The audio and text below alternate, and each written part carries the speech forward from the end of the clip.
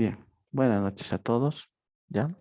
Entonces, lo último que vimos, la anterior clase, es específicamente los dos problemas clásicos de comunicación de procesos, ¿no? Los conocidos como productor y consumidor y filósofos. Eso básicamente. Y lo de lectores y escritores hicimos una descripción simplemente, ¿no? Pero sí vimos al detalle productor y consumidor, ¿no? También vimos el código y con semáforos y sin semáforos en el caso del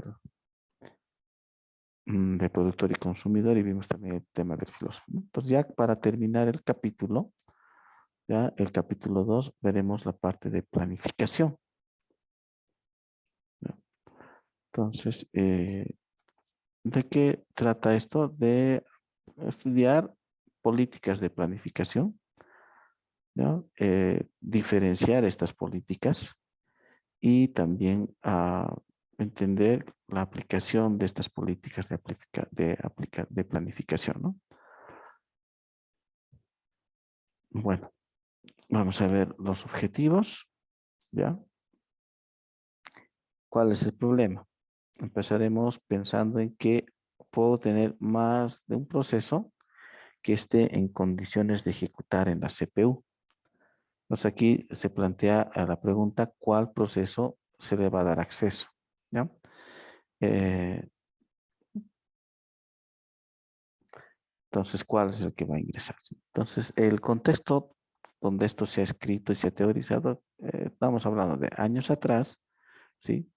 Comentamos varias veces, ¿no? De que eh, Tenenbaum, que son los autores más conocidos de este tema de sistemas operativos, eh, es pues antiguo, ¿no? Entonces está la tercera, ha sacado su primera edición, su segunda, tercera, hay una cuarta, ¿no? Entonces, y en el contexto era un contexto donde era todo más pequeño, ¿no? Un solo procesador, una memoria bastante pequeña. Entonces, en ese contexto es en el que se ha diseñado, ¿no? Sin embargo, todavía es aplicable hasta el día de hoy, ¿no? A pesar de que tienes un procesador grande y tienes muchas más prestaciones de hardware, pero también a la vez se han dado cuenta los procesos han crecido, ¿no? Tu proceso VMware, por ejemplo, es grandote, es enorme, ¿no? No es pequeño, ¿no? Entonces, como que estamos en la misma situación, ¿no? De limitación de recursos, ¿no? ¿Ya? Y bueno, la mayoría de las aplicaciones corren sobre equipos que tienen un solo procesador, ¿no? Exceptuando de los servidores. Y como estudiamos también el capítulo 1, digamos, los servidores como servidores no es algo que cada hogar va a tener, ¿no? O cada estudiante va a tener. Son equipos especializados con múltiples núcleos, múltiples CPUs, entonces es otro el entorno y es distinto, ¿no? En cambio, orientado, digamos, un equipo como el que la mayoría tiene, estamos hablando de un solo CPU, ¿no? Y tienes un montón de procesos. Y cuando hacemos la lista de procesos, ya no voy a ejecutarlo. Han visto, ¿no? Es una lista larga de procesos. Entonces, son un montón de procesos que están compitiendo, queriendo utilizar y queriendo ejecutar en el CPU. Entonces, de ahí empieza el problema. ¿Cuál proceso va a ingresar? ¿Cuál eliges?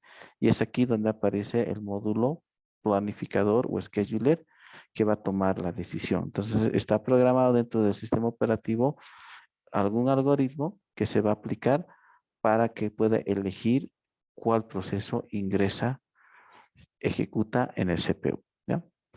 Entonces, y el algoritmo que va a aplicar se conoce como algoritmo de planificación, ¿no? Entonces, los criterios, o bueno, lo que tendría que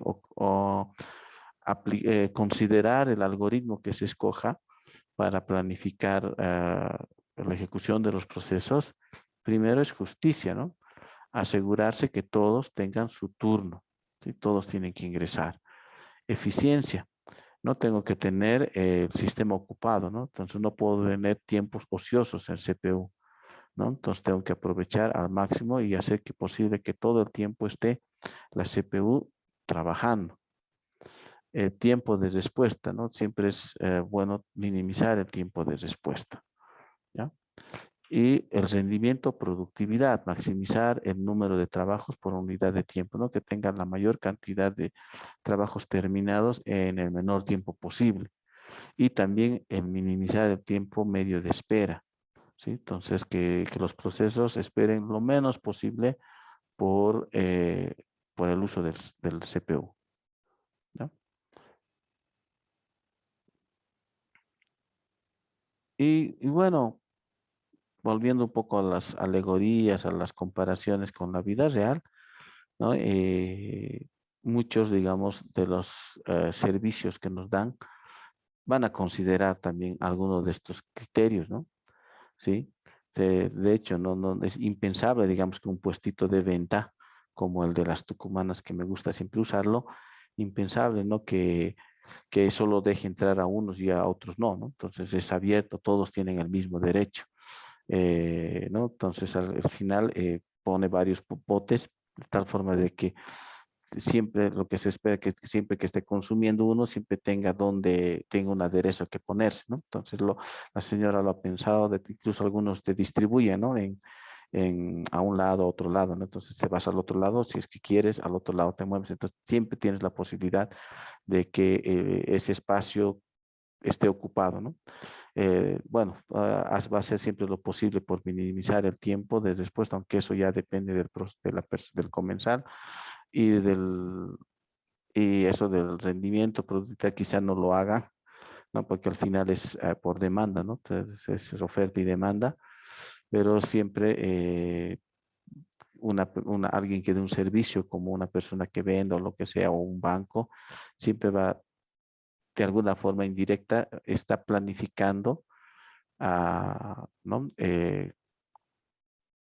La asignación, ¿no? Del uso de CPU, ¿no? No es uso de CPU en el contexto de ellos, pero me refiero a la atención, quién entra primero, a cuál elige, siempre ellos están de alguna forma directa o indirectamente haciendo la planificación. Bueno, ¿cuáles son las complicaciones? Cada proceso que se lanza es único y de comportamiento impredecible. ¿Ya? Entonces, no hay, digamos, que una clasificación de procesos, es decir, primero se ejecutan los procesos que solamente tardan milisegundos, después los procesos que tardan segundos, no hay eso, ¿no? Puedo ahorita mismo yo levantar, por ejemplo, ahora puedo estar aquí, eh, aquí puedo ejecutar, bueno, voy a entrar un ratito a la máquina. Oh,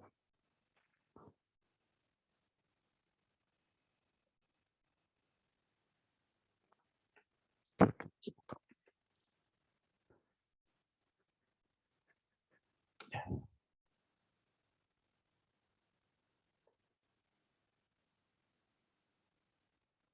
Oh, algo ha pasado con la cuenta.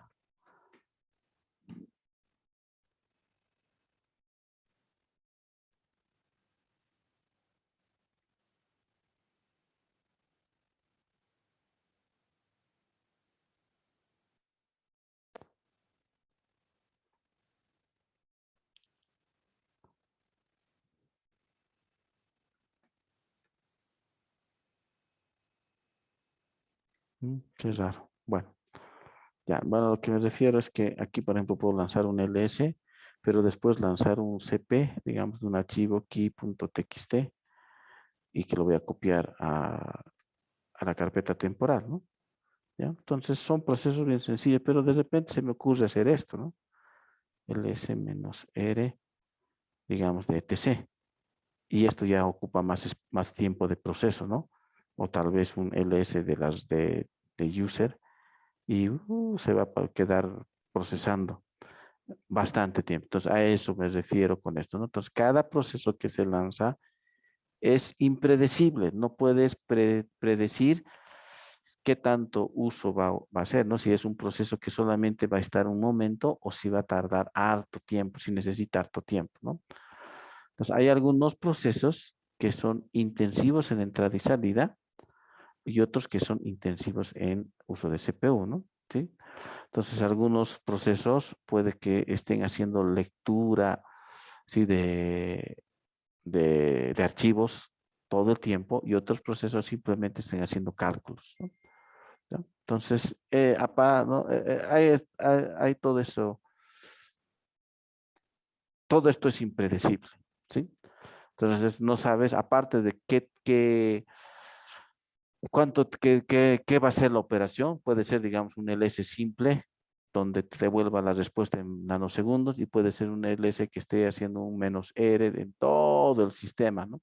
Que va a requerir harto tiempo de proceso, ¿no?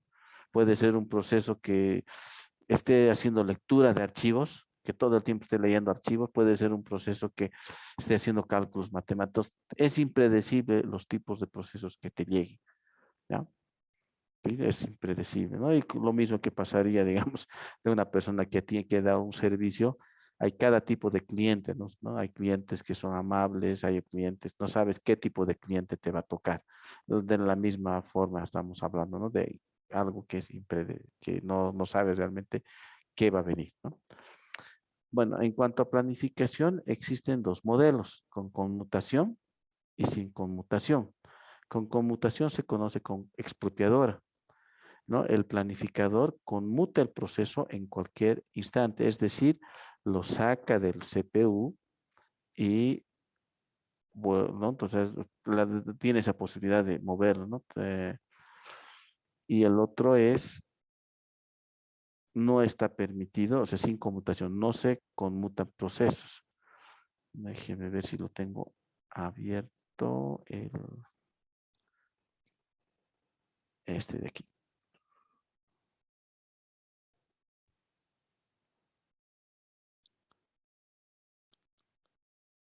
Voy a volver otra vez a abrir el modelo de estado de procesos, ¿ya? Entonces, esta flechita que está viendo, está colocado aquí, ¿no? Esta que viene a ejecución y pasa listo, justamente está haciendo referencia a conmutación, ¿no? Hay algunos procesos que van a estar en ejecución, pero después no van a estar en ejecución. Van a volver a estar en ejecución y después no. A eso es el modelo de conmutación. Dar la posibilidad de que un proceso se deje de ejecutar en CPU, ¿ya?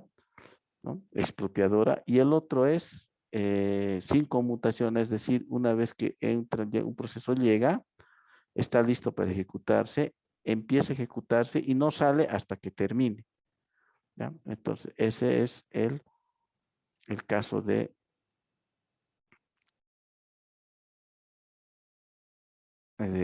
sin conmutación. O sea, ¿ya? Entonces, expropiadora y no expropiadora, ¿no? Este de sin conmutación es, es el viejo DOS, ¿no? Que ustedes ya que ya no conocieron. Básicamente era como, no, ya no conocen esto, ¿no? Porque ahora actualmente todos nuestros dispositivos me permiten correr varios procesos a la vez, ¿no? En el caso de DOS te abrías tu pantalla, como esta de aquí, pantalla negra, levantaba un proceso y solo ese proceso corría, ¿no? No había otro proceso que se cosa. Entonces, a menos que diga salir. Entonces tenías uno solo a la vez corriendo. Entonces, eso sería también algo de sin conmutación, que no se puede permitir, no se permite conmutar, intercambiar procesos, es decir, que se ejecute, o sea, vuelva otra vez a listo, otra vez se ejecute, todo se permite. ¿Sí? Entonces, la planificación no expropiadora, en inglés no preemptive, es el caso de MC2, el viejo DOS, y las primeras versiones de Windows 3, ¿no? Que tampoco ustedes han llegado a conocer, ¿ya? Ahora, el problema de esto es que el proceso puede quedar en ciclo infinito, ¿ya? Y el sistema operativo no tiene la forma de saber que si terminó o no terminó, ¿sí? Entonces, el proceso, digamos, como parte de su cálculo, puede hacer un cálculo matemático extremadamente largo que hace, o mal hecho, como un ciclo while, que cause que se quede en un ciclo esperando por siempre, ¿no? Un while uno, por ejemplo, en términos de código, ¿no? Que todo el tiempo va a ser el while y nunca va a salir, ¿ya? Y si es un proceso que no se puede conmutar, entonces tu máquina se va a quedar con un proceso colgado y la solución es apagar la PC, ¿no? ¿Sí? Entonces, ese es el problema, ¿no? no hay cómo saber, ¿no? Si se ha colgado, o sea, si es por un error o porque realmente el código, o realmente ese código infinito que está ahí es lo esperado, no sé, el planificador no sabe, no tiene, el sistema operativo no tiene forma de saber, ¿no? ¿Sí? Simplemente está corriendo el proceso y tiene el registro en la tabla de procesos del proceso que está en ejecución.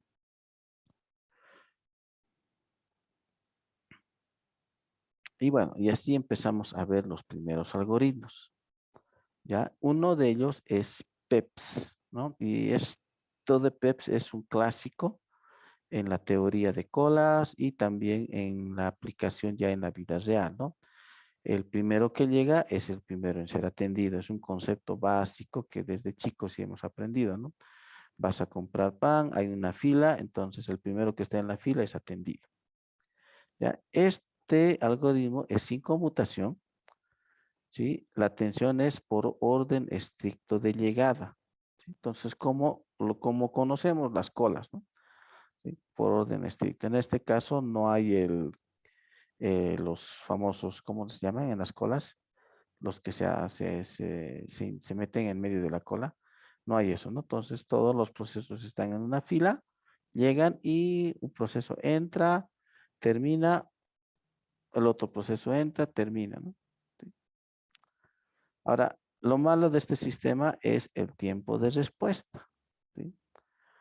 Entonces, puede haber procesos que sean chiquitos, que entran y salgan inmediatamente, y hay procesos que sean grandes y que se tenga que esperar mucho tiempo por ese proceso, ¿no? ¿Ya? Uno de los ejemplos que me gusta mencionar en esto es en el banco, ¿no? Que también te sirve mucho para poder entender de la teoría de sistemas operativos, no solo para la parte de los problemas de concurrencia, sino también para la parte también de planificación, ¿no? Entonces, no sé si alguna vez has tenido esa sensación. Si no te ha pasado, no sabes la desesperación que causa. Cuando tú quieres solamente hacer fraccionar un billete de 100 bolivianos, por ejemplo, ¿no? El banco te lo o quieres cambiar en monedas. No, no quieres fraccionar un billete de 10, ya. Pongámosle que quiero hacerme cambiar un billete viejo de 10 bolivianos. ¿Ya? Lo tuyo es eso, simplemente vas, le vas a dar el billete y eso es lo único.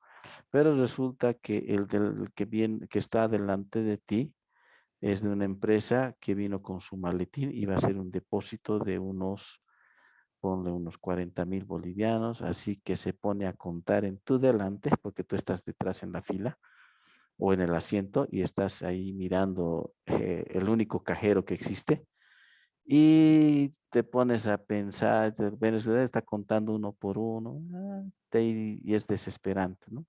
Entonces, ese es el problema de este sistema de colas, ¿no? Uno pensaría, y a veces alguna vez has debido hacer esto, un ratito, que se lo mío es un ratito, ¿no? Alguna vez no sé si has usado ese término cuando has querido ser atendido en un servicio. Le dices, entraré yo primero, lo mío es un ratito, no voy a tardar nada, ¿no? Y a veces es eficiente eso, ¿no? Por ejemplo, el caso que les digo, si tengo dos personas que están esperando por un servicio, uno de ellos solamente va a darle un billete y le va a cambiar por otro, es más eficiente que el ente primero, ¿no? Que el otro que es un monto alto de dinero que tiene que depositar, la cajera tiene que validar, revisar, contar todo. Entonces, ¿cuál es más eficiente? No tiene sentido que espere una hora solamente por hacer cambiar un billete, ¿no? ¿Sí? Entonces, ese es el problema y esa desventaja que tiene este algoritmo, usar la cola PEPS, ¿no? ¿Es justo? Sí, ¿no? El primero que llega es atendido, es justo, todos van a ser atendidos, pero no es eficiente, no es eficiente, ¿no? Pero eso no quiere decir que la cola, el concepto de cola como tal es malo, ¿no? O sea, de hecho, en todo se usa cola, los bancos aplican cola, no hay de otra que usar cola, porque también si no haces eso, ya sería injusto, sería un caos, entonces es no más necesario la cola, ¿no? Pero bueno, ya saben la desventaja que puede tener. Sí, entonces sí, sí, bueno, otra vez aquí, ¿no? Este podría ser un proceso ls o cp y este podría ser un proceso ls menos r de la raíz, ¿no? Es decir, listar todo el contenido de todo el sistema que va a tardar un montón, ¿no? Y este de aquí puede ser un pwd, que solamente va a botar el directorio de trabajo, nada más, ¿no? Entonces puedes tener así, ¿no? Un montón de una secuencia de procesos. Y además, como los procesos son, ¿cómo se dice? ¿Cómo se dije? Impredecibles, entonces puede que este de aquí sea un proceso grande y estos de aquí sean chicos, ¿no? O este chico y este es un proceso enorme. Entonces es impredecible. El otro algoritmo es primero el trabajo más corto, ¿ya? Aquí se intenta ordenar por tiempo requerido de CPU. No se requiere conocer la duración de cada proceso, ¿no? ¿Ya? Ahora, obviamente, aquí, obviamente, hacer eso no es algo práctico, ¿no? ¿Sí? Ahora, si fuera algo finito, todavía, ¿no? ¿A qué me refiero finito? Eso también lo pueden ver en la vida real cuando el banco está por cerrar. ¿Qué es lo que hace? Cierra la puerta, digamos a eso de las y media, digamos, ya tiene hasta la una, o faltando 15 minutos, cierra la puerta y ahí hacen una selección manual, ¿no? Entonces, porque ya tienen un número finito de personas que van a atender, pongámosle que se quedaron 15 dentro, las puertas ya están cerradas, nadie más entra. Entonces, ahí preguntan, ¿no? No sé si les ha pasado. Y si no, digamos, te pregunta y te dice, ¿usted qué va a hacer? Dice, lo mío es, digamos, depósito. Ya, entonces te dice, ya, va a esperar. ¿Usted qué es? De mío es recoger tarjeta. Ah, ya, te direcciona rápidamente. No, lo mío es, eh, cobrar este cheque. Entonces, va clasificando, ¿no? Entonces, en ese escenario es posible aplicar este algoritmo de shortest job first, ¿no? Porque puedo ordenar la cola por tiempo requerido, ¿no? ¿Ya? Pero digamos, ese es el escenario donde tenga un número, ¿no? Pero en la práctica, si nos ponemos a pensar, o sea, todo el tiempo estoy lanzando procesos, ¿no? No tengo un número finito. Podría tal vez la cantidad de procesos que ahorita están corriendo ordenarlos, ¿no? Pero puedo lanzar otro que me va a hacer falta fallar el orden. Entonces, ese es el problema. No es práctico pedirle al proceso cuánto tiempo necesitas, ¿no? Es como que llega un proceso y le pregunto, digamos, bueno, el otro criterio de esto también es el siguiente. ¿No? Esta es mi fila 4, este proceso, digamos, necesita, pongamos de que es en segundos, 4 segundos, 10 segundos, 3, 15. Va a llegar otro proceso. Vamos a llegar, digamos que llega aquí otro proceso que necesite una unidad de tiempo. Uno, ¿ya? Entonces, si llega eso, ¿qué tendría que hacer? Tendría que reordenar esto, ¿no? De tal forma de que el uno le ponga más adelante, ¿no? Entonces, no es práctico, ¿sí? Y rompería también el término de justicia, ¿no? ¿Sí? Porque al final, si digamos fuera una sola vez, no habría problema, ¿no? Al final es un segundo, está entrando antes que yo, no pasa nada, digamos, no va a tardar. Pero si todo el tiempo me llegan procesos de un segundo y aquí tengo hartos de 15, la forma como se van a ordenar los procesos, siempre voy a tener a los de menor tiempo adelante, ¿no? Y los de atrás, y los de mayor tiempo siempre los voy a relegar. Y puede llegar un punto de que todo el tiempo estén relegados, ¿no? ¿Sí? Entonces, vamos a volver un poco atrás aquí, ¿no?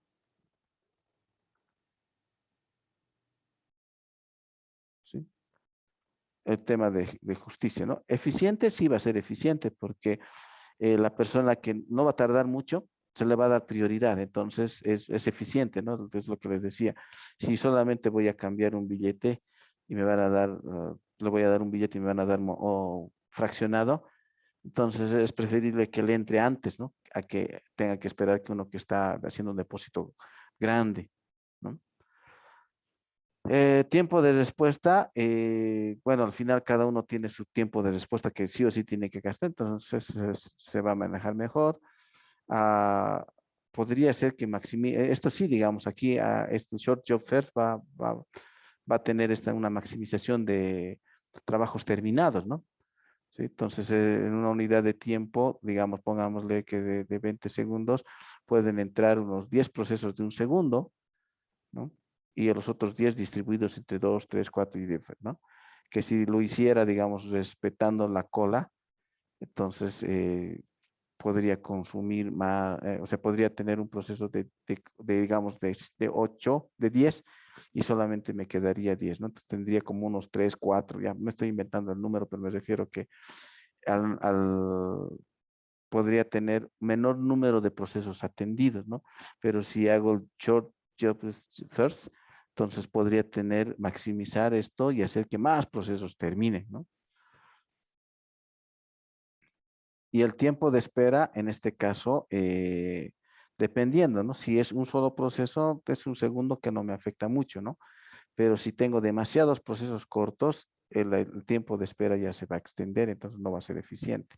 Entonces, muchos de estos también, estos criterios o estos objetivos que se buscan al momento de planificar, a veces se contradicen entre ellos, ¿no? Puede ser justo, pero no ser eficiente, ¿no? O puede ser eficiente, pero no ser justo. Puede ser que sí me maximice el número de trabajos, pero me mate o sea, me arruine el tiempo de espera. Entonces va a haber contradicciones o puede suceder este tipo de situaciones en el tema de planificación de procesos. ¿Ya? ¿Alguna consulta hasta aquí? Ya, vamos a poner un momentito pausa. Ya voy a poner un momento en silencio. Ya, ya, continuamos. Bueno, entonces este es otro algoritmo para poder planificar procesos.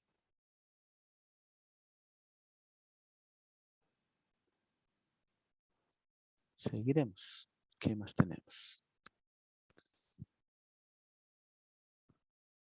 Planificación por prioridad. Es muy similar al otro, ¿no? El otro está enfocado en el tiempo, este en prioridad, ¿no? Entonces, a cada proceso se le va a asignar una prioridad. La cola se va a formar por prioridad, ¿no? Entonces, a la CPU se le va a asignar el proceso con mayor prioridad en la cola, ¿no? Entonces, bueno, ¿qué les puedo decir, digamos? El caso aquí, ¿no? Aquí esto es por tiempo, entonces el más pequeño va a entrar primero, ¿no? Pero puede que realmente sea importante que este entre primero, ¿no? Puede que realmente sea así, ¿no? Puede que este sea una operación crítica y este tal vez no. Entonces es mejor pensar también en aquello que es prioritario, ¿no? Y bueno, en la vida real también en algunos casos, digamos, de atención se aplica este criterio, ¿no? De prioridad, ¿sí? Entonces, especialmente cuando se trata, digamos, de personas de tercera edad, ¿no? Por prioridad, ellos entran primero, personas, digamos, que están convalecientes, ¿no? Entonces, y bueno, en la vida real a veces haces una mezcla de muchos criterios, ¿no? Ordenas, a veces, como les decía, depende de la situación, haces una selección y ordenamiento manual, ¿no? Todo con tal de que sea eficiente, ¿no? ¿Ya? Entonces, este de aquí, creo que hay una persona que está comentando. Ya, sí, estoy grabando. Sí, se está grabando. Gracias. No, bueno, entonces es similar, solo que se le pone una prioridad. Ahora, la pregunta, ¿no? ¿Qué criterio manejaría para decir que un proceso es más prioritario que el otro? podría tomar, digamos, por tema de si es uso extensivo de entrada y salida o si es uso extensivo de CPU, ¿no? Por ejemplo, podría decir que los procesos que son de entrada y salida, que hacen uso extensivo de entrada y salida, tienen menos prioridad que los de CPU, ¿no? Entonces, ahí también se introduce un problema, ¿no? Sí, piensan que se codifica esto, entonces bajo qué pondrías, cómo harías para que decidir que un proceso, qué prioridad le vas a asignar, cuál va a ser el criterio para decir este proceso, el S-R es más prioritario que el LS, digamos, ¿no? Simplemente, entonces es un problema, pero el criterio existe, ¿no? Ahora, esta prioridad podría ser eh, estática, es decir, una vez asignado su prioridad, se queda con esa prioridad, ¿ya? Y puede ser dinámica, que según el tiempo, podría revisarse y reordenarse según la prioridad, ¿ya? ¿Ya? Aquí no hemos hablado, por ejemplo, de estática o de dinámica, ¿no? No se ha hablado aquí porque aquí es los tiempos que el proceso requiere, ¿no? Entonces, ese es el tiempo, es un proceso pequeño, un proceso que requiere, que va a tener tiempo, aunque es difícil determinar, pero una vez que se tiene su tiempo, es decir, digamos, es un proceso que va, necesita 10 horas de ejecución, un proceso que necesita media hora, eso es fijo, su tiempo de ejecución no va a cambiar. En cambio, pero sí, si se tratara de prioridad, sí, ¿no? Puede ser que un proceso ahora esté con una prioridad uno, pero después lo puedo cambiar a una prioridad, o un proceso que está con prioridad 4, podría decidir que después, digamos, de un X tiempo pase a ser prioridad uno, ¿no? Entonces, cuando es una cola ordenada por prioridad, sí puedo manejar estos dos criterios, hacer que la prioridad nunca cambie o hacer que la prioridad pueda cambiar a medida que pase el tiempo, ¿ya? ¿Cuáles podrían ser, digamos, los criterios? La categoría, ¿no? Si es un proceso si digamos el proceso que se está ejecutando es por usuarios, ¿no? Por categorías, ¿no? Por tipo de proceso. Si es un proceso de sistema, interactivo, lo que les decía, ¿no? Porque es intensivo en entrada y salida, intensivo en uso de CPU, entonces, ¿qué tipo de proceso, no? ¿Sí? Bueno, esto de la categoría me refiero a, por ejemplo, ¿dónde estamos? Aquí ya no puedo ingresar, ¿no?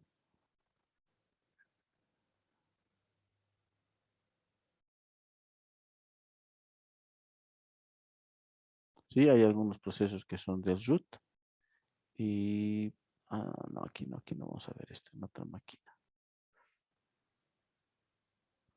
Aquí vamos a ver.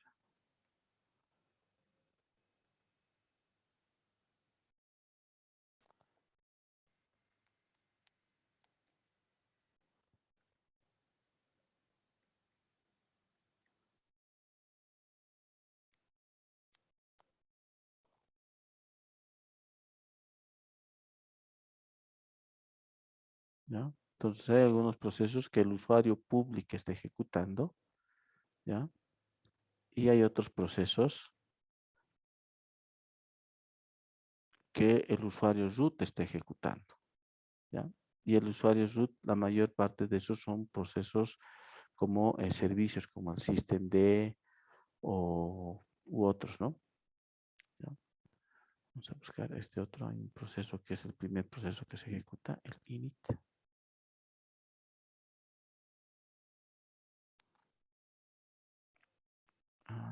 Está aquí. Bueno, pero no, si no, no está. Otra vez el root, ¿no? Entonces me refiero a que puedo hacer esa categoría, puedo manejar también este criterio, ¿no? Si son usuarios, digamos, es un usuario root, es un proceso que el usuario root está ejecutando, le puedo dar más prioridad que a otro usuario, ¿no? Entonces, son criterios que uno puede determinar y establecer, ¿no? ¿Ya? También otro criterio puede ser cuánto haya ocupado la CPU, ¿ya? Entonces, esto estaría orientado para el criterio dinámico, ¿no? Si se ha ocupado mucho, entonces le cambio la prioridad, ¿no? Para reducirle la prioridad, ¿no? O también por el tipo de procesos. Si ese proceso tarda menos, entonces le voy a dar una recategorizar y poner otra prioridad, ¿no? Parece como que si de verdad fuera una persona que estuviera agarrando a los procesos y marcándoles, ¿no? Pero hay que entender que todo esto se tiene que hacer desde código y bueno, desde código ya no es como nosotros lo veríamos, ¿no? Te viene un proceso, a ver, a ti te marco uno, a ti dos, no es tan sencillo como eso, ¿no? El otro criterio puede ser cuánto tiempo lleva esperando, ¿sí? Entonces, según eso también se puede decidir su prioridad, ¿no? Entonces, son solo ejemplos. Podría haber otros más, ¿ya? Pero me refiero que podría haber otros más, ¿ya? Pero al final no es bastante sencillo, ¿no? Determinar prioridades, ¿sí? Podría caer en la injusticia y darle una prioridad baja a quien realmente lo necesita, ¿ya? O podría causar que la maximización, o sea, al poner según criterio de prioridad, podría reducir el número de trabajos cumplidos en un plazo de tiempo, ¿no? Y afectar la productividad, ¿no? O podría causar tiempo de espera demasiados largos, ¿no? Entonces, va a ser en función de mi prioridad y también podría ser efectivo, ¿no? Como también pasa en la vida real, ¿no? Por prioridad ciertas personas ingresan antes que otras y eso es justo, maximiza, o sea, hace más productivo porque al final estás atendiendo realmente a los que necesitan ser atendidos, ¿no? Entonces, no es tampoco un criterio del todo malo, ¿no? De todo, así que no sirve para nada. Es un criterio válido de planificación, ¿no? Entonces, otro detalle también es interesante de todo esto es el ver, digamos, cómo la realidad está plasmado en el software, ¿no? Y cómo el software también podría estar, al final no sabes de dónde salió todo, ¿no? Quién sabe, eh, se ha aplicado mucho de lo que es del mundo de software en la vida real, o quizá se ha querido meter de la vida real al software, ¿no? Entonces, hay esa suerte de todo eso, ¿no? Bueno, en el caso de colas, hay una materia que especialmente que se lleva que es eh, investigación de operaciones, ¿no? Entonces ahí van a estudiar la teoría de colas, ¿no? Y eso ahí van a ver que es un modelo matemático y todos estos detalles, ¿no? Entonces, y van a encontrar que realmente manejar una sola cola es el mejor sistema, ¿no? A eso bueno, si no estás en la materia, vas a ver eso en la materia de investigación de operaciones o investigación operativa. Ujú. Bueno, bueno, pasamos a todos los algoritmos, que es el round robin, que es el algoritmo con conmutación. Es el algoritmo que justamente introduce el concepto de conmutación, ¿ya? Entonces, lo que hace es evitar que un proceso, por muy alta prioridad que tenga, se ejecute demasiado tiempo, ¿ya? Entonces, este está relacionado, este sí es, ¿no? Muy apegado al modelo de estado de procesos, ¿no? Y justamente en el modelo está mencionando del cuánto, ¿no? Entonces, cuando vimos esto, les dije que más adelante íbamos a ver, ¿no? Y justamente me hacía referencia a esto de aquí del round robin, ¿ya? ¿Sí? Entonces, bueno, primero introducir la conmutación, es decir, un proceso que se está ejecutando, lo va a sacar de la ejecución y lo va a llevar otra vez a la cola. Entonces, primero parte por formar, bueno, usar el criterio de cola. Primero proceso que llega, primer proceso en ser atendido. Entonces se mantiene ese concepto y se aplica la teoría de colas como tal, ¿no? ¿Sí? No estamos hablando de ordenarlo por prioridad ni por usar, ¿no? Entonces, para todos, según su llegada, ¿ya? Sin embargo, lo que hace aquí es conmutar, ¿ya? Conmutar, es decir, sacarlo, llega un proceso, lo saca y lo pone a la cola otra vez. Entonces, ¿cuál es la idea? Es básicamente que un proceso ejecuta un quantum de tiempo, es decir, un X, una unidad de tiempo, pongámosle un segundo, pongámosle medio segundo o la décima parte de un segundo. Entonces, un proceso llega, ejecuta ese tiempo y después sale. Otro proceso llega, ejecuta ese tiempo y después sale, ¿no? Entonces, y es así como va distribuyendo. Entonces, todos son atendidos, todos van a tener la oportunidad, ¿no? Entonces, por ejemplo, si este proceso es chiquito y va a ocupar, digamos que esto es de un segundo, este ocupa medio segundo, va a llegar a la cola. Este otro proceso es de 3 segundos, viene aquí, un segundo utilizado, viene a la cola, ¿no? Y en algún momento el otro va a llegar, el primero que ha entrado va a llegar, ha ocupado medio segundo, ocupa otro medio segundo y ya termina, ¿sí? Pero y así todos los procesos van a ir, van a ser atendidos. No, el procesador no se va a quedar ocioso, todo el tiempo va a estar atendiendo y los procesos no van a tener que esperar demasiado, ¿sí? Entonces, porque digamos, si llega un proceso demasiado grande, no se va a quedar haciendo uso de CPU todo el tiempo que necesita para terminar el proceso, sino que va a ejecutar solo el tiempo que tiene, va a salir y le va a dar lugar a otro, ¿no? Ese es el criterio de este algoritmo. Y bueno, tal vez en la vida real no encuentres mucho de esto porque no es tan sencillo aplicar esto, ¿no? Pero de que hay personas que manejan un poquito de esto, sí, ¿no? O sea, han debido conocer algunas personas que tienen esa habilidad, ¿no? De hacer varias cosas a la vez, al mismo tiempo. Y como que le dedican a una cosa un tiempo, después se pasan a la otra, después vuelven otra vez, ¿no? Se hacen como un ciclo, ¿no? Claro que no apliquen así a estricto, como te dice round robin, que es un quantum de tiempo fijo, pero sí hacen esa distribución, ¿no? Y posiblemente muchos de ustedes en algún momento de sus actividades han planificado, ¿no? Le han dado tiempo a una cosa y una vez completado ese tiempo han dejado de hacerlo para pasar a otra, ¿no? Y así todas tus actividades has hecho un poco de todo, ¿no? De eso se trata Round Robin. Y ese es el algoritmo que se implementa, ¿no? Entonces, no es el COLA-PEPS, ¿no?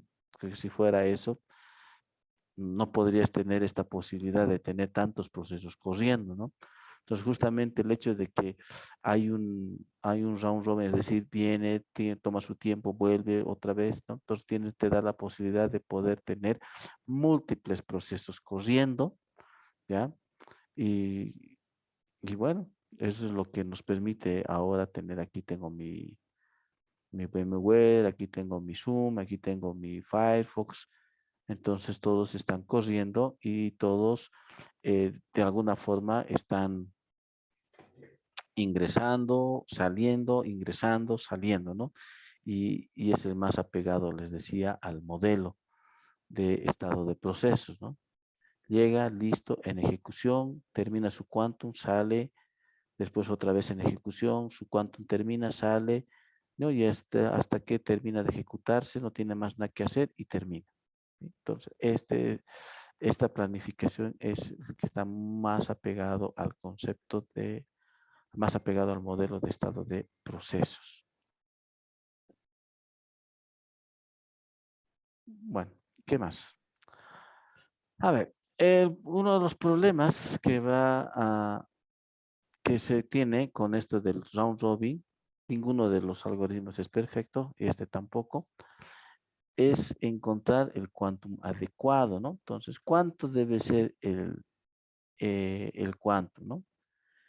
No es tarea sencilla, ¿no? Entonces, y va a depender mucho también, ¿no? Por ejemplo, si le pongo una fracción mínima de tiempo, un nanosegundo, ¿no? Es muy corto, ¿no? Podría ser muy corto. O sea, si, bueno, haremos otra vez la comparación con la vida real. eh,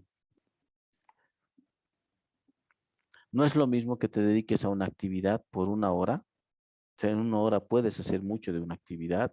puedes realmente aprovecharla, ¿no?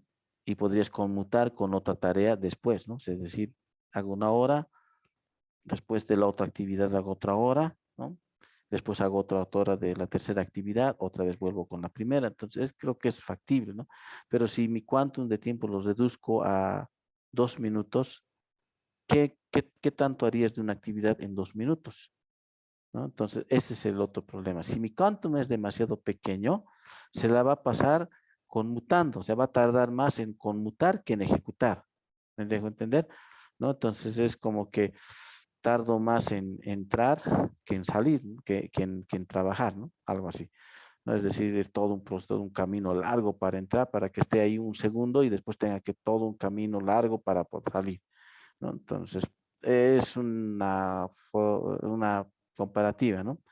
¿Sí? Si es muy pequeño. Si es muy grande, lo vamos a tener el mismo caso, ¿no? Del que decía, del que quiere cambiar un billete, fraccionar un billete y con el que quiere depositar una suma alta, ¿no? Al final, si mi quantum de tiempo es de 1 hora, por ejemplo, así bien grande, entonces, entonces el proceso que llegue se va a quedar sus 40 minutos o 1 hora que necesite procesando, ¿no? Y el que solamente va a estar un minuto se va a quedar esperando, ¿no? Entonces va a depender mucho de cuánto sea el quantum de tiempo, ¿no? Cuánto sea. Entonces ese es el problema, es encontrar el quantum adecuado. Esto, digamos, no tengo el dato de cuánto es el quantum, ¿sí? Entonces, pero va a afectar la medida de este quantum, ¿sí?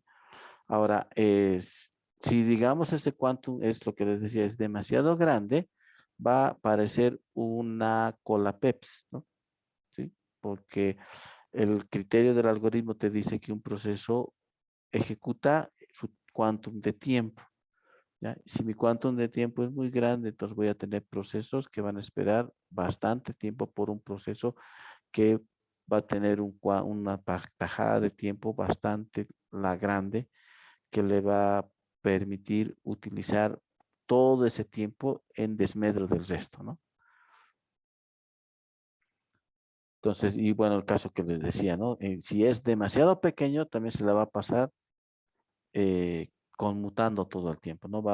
Puede llegar al punto de que va a tardar más en conmutar que en ejecutar, ¿sí? Ese es el round robin. Después tienes las múltiples colas multinivel, ¿ya? Entonces puedes hacer el criterio de cola PEPS, pero tener varias colas PEPS, ¿no? ¿Sí? Entonces tener varias colas de proceso, ¿no? Esto es más o menos, aunque no se ve mucho en la vida real porque no es eficiente, es tener 5 cajeros y los 5 cajeros colas separadas, ¿no? Bueno, a ver, seríamos más apropiado sería los supermercados, ¿no? Los supermercados tienes varios puestos de caja, ¿no? ¿Ya? Bueno, cuando les dije que no es eficiente me refería a la teoría de colas. En la teoría de colas, si las estudias, cuando te toque revisar, vas a encontrar que manejar múltiples colas es menos eficiente que manejar una sola cola. Sin embargo, en la vida real, la implementación de una cola multinivel funciona y es eficiente en el caso de los supermercados, ¿no? Sí. Entonces, ese sería, digamos, un ejemplo de de la vida real, ¿no? ¿Ya? Entonces, bueno, ¿qué consiste? Los procesos interactivos va a combinar, ¿no? Va a usar round robin. Y, y otros procesos va a usar cola PEPS, ¿no? ¿Ya? Sí, entonces, ese es un criterio, ¿no? Es tener varias colas, pero además una de esas colas va a aplicar, bueno, un conjunto de esas colas va a aplicar round robin y una de ellas estrictamente va a ser cola PEPS, ¿no? ¿Sí? Después, ¿qué más tenemos? Esto es complejo de implementar, difícil de afinar, hay muchos parámetros que definir, ¿no? Bueno, volvemos otra vez aquí. Bueno, aparte de que tienes que poner el quantum, son varias colas que tienes que ver. cuál va a ser el criterio de qué procesos van a venir a la cola que solamente se va a aplicar cola PEPS, cuál va a ser el criterio para decir que le va a aplicar round robin, ¿no? Sí, entonces, son bastantes detalles que tendrías que considerar en colas multinivel, ¿no? Ahora tienes este otro, planificación a dos niveles, ¿ya? Bueno, esto tiene una ventaja de que se va a dividir el problema en dos, ¿sí? Vas a tener una cola de procesos de corto plazo y otra cola de largo plazo, ¿ya? Entonces, bueno, comparado con esto es más fácil, ¿no? Determinar, al final simplemente tengo dos.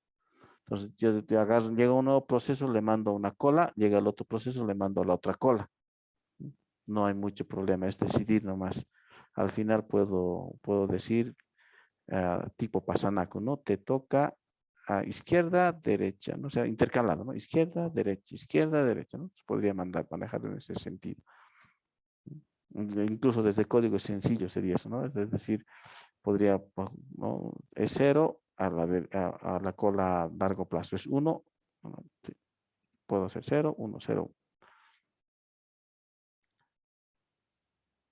¿Ya? Entonces tienes un planificador de corto plazo que se va a encargar de decidir a qué proceso se le asigna a la CPU de entre todos los que están en memoria, y otro planificador de largo plazo decide qué procesos han estado demasiado tiempo en memoria y pasan a disco, ¿ya? Entonces aquí implica el uso de disco, ¿no? ¿Sí? Entonces, los procesos se lanzan, unos van a ir a la memoria, ¿ya? Y, y otros van a pasar a disco, ¿no? Sí, pero va a salir de aquí, ¿no? ¿No? Entonces, de aquí se decide quién pasa, ¿no? Y después en algún momento de los de largo plazo va a pasar a memoria.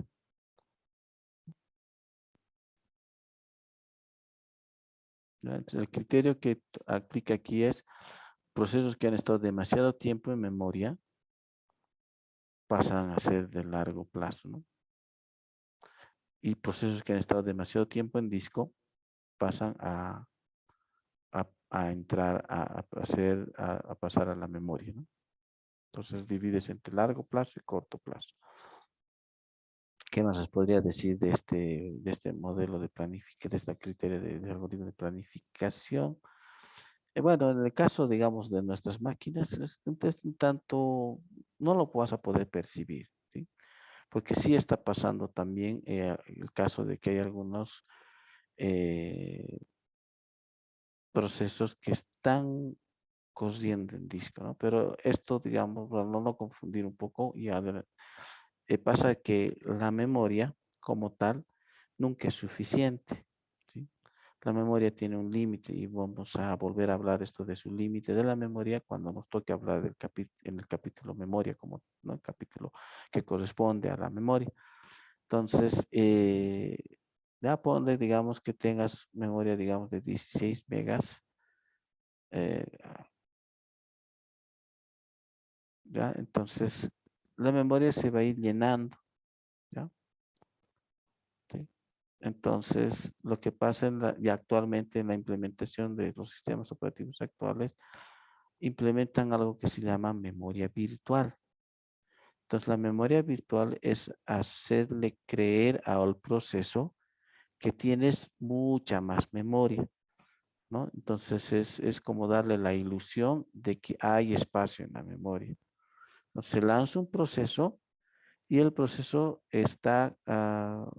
se le acepta porque hay espacio en la memoria, ¿ya? Sin embargo, la memoria ya se ha llenado. Entonces, para dar la extensión, para dar esa sensación de que hay todavía espacio en la memoria, de que tengo todavía capacidad para recibir más procesos, ¿no? Que se están cargando a memoria, se los pone en disco. Entonces, la memoria virtual justamente es una extensión de la memoria que da la idea de que tengo una memoria más grande. Sin embargo, está en disco. Entonces, sí o sí, en este caso, ya bueno, sí o sí me refiero a que hay procesos que están en memoria y que están en disco, ¿ya? Se va a dar eso. Y cuando puedes notar esto, principalmente en aquellas máquinas que tienen poca memoria, ¿sí? Vas a notar que de repente, especialmente en las CPUs, ¿no? Que tienen su LEDcito para cuando el disco duro está empezando a escribir, vas a notar que durante el transcurso del manejo de la PC, vas a notar cómo el disco duro empieza a trabajar más fuerte.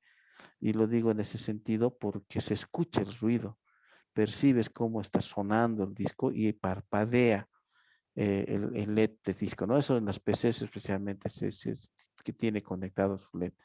Entonces, bueno, tú dices ese instante, yo no estoy abriendo nada, no estoy escribiendo nada en el disco, pero de repente tú abres una aplicación y sientes cómo el disco suena. Entonces es muy probable que esa aplicación está en disco y no está en memoria, ¿no? Entonces, la forma como lo percibimos es cuando empezamos a sentir lentitud en algunos programas, ¿no? Algunos procesos tardan en, en abrirse o tardan en operar. Entonces, es muy probable que esos procesos estén corriendo en disco, ¿no? ¿Sí? Entonces, aquí, de alguna forma, en esto de a dos niveles, está introduciendo ese concepto de poder tener procesos que corran en disco, que estén en disco, ¿no? Obviamente es más lento el disco, pero tiene una ventaja que es el hecho de soportar muchos procesos, ¿no? Entonces, al final, si se terminó mi memoria, pero puedo extender utilizando el disco, entonces me da la posibilidad de tener en la misma cantidad o el doble de memoria, ¿no? Y eso me da la posibilidad de recibir muchos más procesos, ¿no? Que puedan ejecutarse al mismo tiempo. ¿Alguna consulta, duda?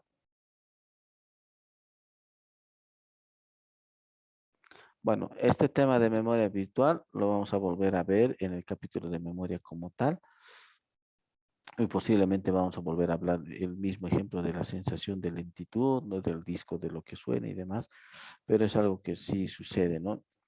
Inclusive, en el caso de Linux, se crea una partición en el disco dedicado justamente para mover procesos a disco. Y el criterio que se maneja es el mismo tamaño de la memoria real o el doble. Ese es el criterio que se maneja. Entonces, la partición que se crea es del doble o del mismo tamaño que la memoria real. Entonces, si mi máquina tiene 32 megas, bueno, ya no sé cuánto es ya no estamos en megas, ¿no? Estamos en gigas, entonces esa partición va a tener esa cantidad. Ya, pongámosle que mi Miguel, disculpe, memoria, tengo una duda. sí, En el método Robin Round, creo que se llama, round robin, Round Robin, ingeniero, dice que una vez que está hecho por un tiempo quantum, si no recuerdo mal, en el cual, o sea, llega un proceso, si digamos le doy un quantum de un segundo y el proceso dura 3 segundos, significa que cuando pase un segundo lo va a colocar el proceso en pausa, ¿no? Y luego cuando lo vuelva a tocar va a continuar con el proceso. sí, exacto. Ah, ya está bien, ingeniero, solo esa duda tenía. Que pensé que, digamos, se cortaba o había una No, consecuencia extra o algo parecido. Ah, está bien, mm, ingeniero, gracias por la aclaración. ya. Bueno, entonces, bueno, lo que estaba diciendo es de la memoria, ¿no? Si tengo 16 en RAM, entonces se crea en Linux una partición del mismo tamaño, 16 en RAM, 16 megas o el doble, ¿no? Entonces, ese es un criterio que los sistemas operativos actuales manejan. Windows también maneja el criterio de memoria virtual. ¿ya? Entonces muchos procesos no, ya no están corriendo en memoria, sino están corriendo en disco. Entonces la forma en la que lo percibimos es cuando se siente la lentitud o se siente como el disco duro trabaja más, ¿no? Y se puede ver el parpadeo en el caso de las PCs de escritorio, ¿no?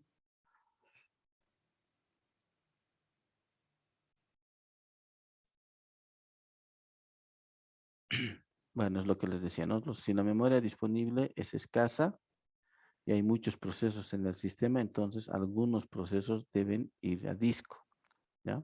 Entonces, especialmente cuando tienes poca memoria es cuando más va a ser esto de mover procesos al disco, ¿ya? Ahora, va a haber siempre un retardo porque el disco es más lento. Entonces, mover al disco se va a notar, ¿no? En tiempo, ¿no? ¿Ya? Eh, y bueno, el problema en realidad va a ser el tiempo requerido, ¿no? ¿Ya? Para pasar de memoria, ¿no? Y el mismo caso también que hablamos hace un momento atrás, ¿no? Que pueda llegar un punto en el que me la pase conmutando, ¿no? Bueno, en este caso no es conmutar, sino va a ser moviendo un proceso al disco. Entonces, ese es el problema, que corre el riesgo de que me la pase moviendo procesos a disco y de disco subiendo a memoria, ¿no? Entonces, todo el tiempo moviendo, subiendo, moviendo, subiendo, ¿no? Así como una suerte de round robin, pero entre disco y memoria. Entonces, ese va a ser el, uno de los mayores problemas cuando se considere esto, ¿no? Pero ya les dije, o sea, está implementado esto, o sea, no, en la práctica sí hay procesos que están corriendo en disco, ¿no? Entonces, es la única manera de poder hacer que puedas tener muchos procesos, ¿no? Porque la memoria se llena, falta espacio y se recurre al disco. ¿Qué más? ¿No? Entonces, bueno, aquí también implica el tema de decidir o el criterio para determinar qué proceso se va a llevar de uno al otro, ¿no? O sea, cuál va a ir a memoria, cuál va a ir a disco. Puede usar el factor el tiempo, la cantidad de CPU que está usando hasta el momento, prioridad y otros criterios. Y bueno, ya casi por terminar, tenemos la planificación en multiprocesadores, ¿ya? Y tienes varios CPUs. Este sí sería el más parecido al más parecido, digamos, a lo que decía del supermercado, ¿no? Sí, este ya es una cola como tal por cada CPU.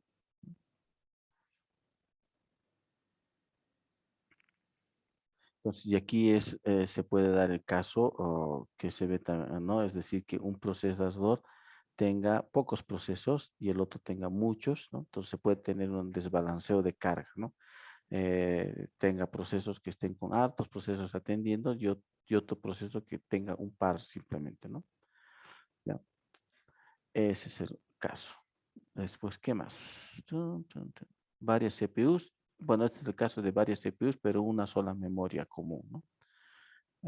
No es el caso de los clústeres que alguna vez hablamos, donde tienes varias PCs que están funcionando como una sola, ¿no? Esto es una máquina con múltiples procesadores, ¿no? Puede ser 4, 3 o, bueno, dependiendo del servidor, ¿no? Digo, de la máquina. ¿Qué más? Creo que eso es todo.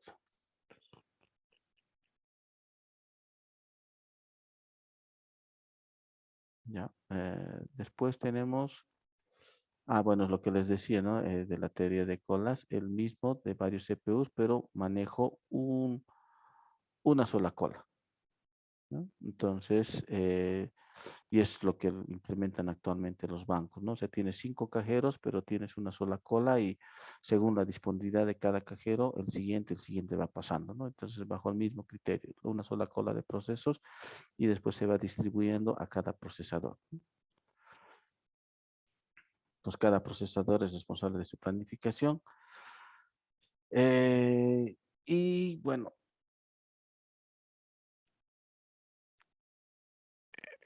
Bueno, se puede haber algunos problemas, ¿no? El hecho mismo de que tenga una cola larga de todos los procesos ya es un problema, ¿no? O sea, tener el tiempo que tiene que este proceso que está aquí va a tener que esperar por este de aquí, ¿no? Entonces, pero digamos, tal sería quizá mucho mejor a este otro, ¿no?